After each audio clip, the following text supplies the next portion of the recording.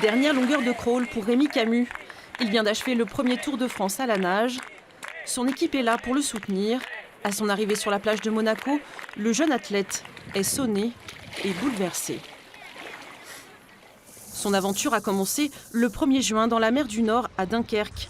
Puis il a nagé jusqu'à 13 heures par jour dans l'océan Atlantique. En tout, il aura parcouru 2650 km en palme avec un simple flotteur. Mais en découvrant les eaux cristallines de la Méditerranée, il ne s'attendait pas à être autant bousculé. La Méditerranée, on me l'a vendue comme étant une mer calme, où tout se passait bien. Et en fait, premier jour, on a essuyé un orage. Et ensuite, la tramontane s'est levée au niveau de Perpignan. Donc on a eu 1,50 m de creux, à en vomir 20 fois dans la journée. Puis ensuite, on a eu le Mistral autour de Marseille. Donc ça n'a pas été une partie de plaisir. Mais ce Tour de France à la nage n'est pas seulement un exploit sportif. Rémi Camus souhaite sensibiliser à l'écologie et à l'invasion des déchets.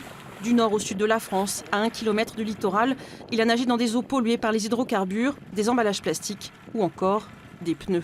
Lorsqu'on arrive par exemple dans la baie des Anges, qui n'est pas très loin au niveau du cap d'Antibes, à cet endroit-là, on a une soupe de plastique et tout écrit en italien. Donc les déchets qui viennent de l'Italie, pareil, c'est pas une critique, c'est un constat. Les normes environnementales de certains pays ne sont pas forcément les mêmes que les nôtres. Et donc avec les courants, on arrive à obtenir des déchets qui ne nous appartiennent pas. Pour expliquer sa démarche, cet aventurier de l'extrême se prépare maintenant à un autre Tour de France, celui des écoles et des entreprises, toujours avec la même ambition, protéger une ressource essentielle, universelle et fragile, l'eau.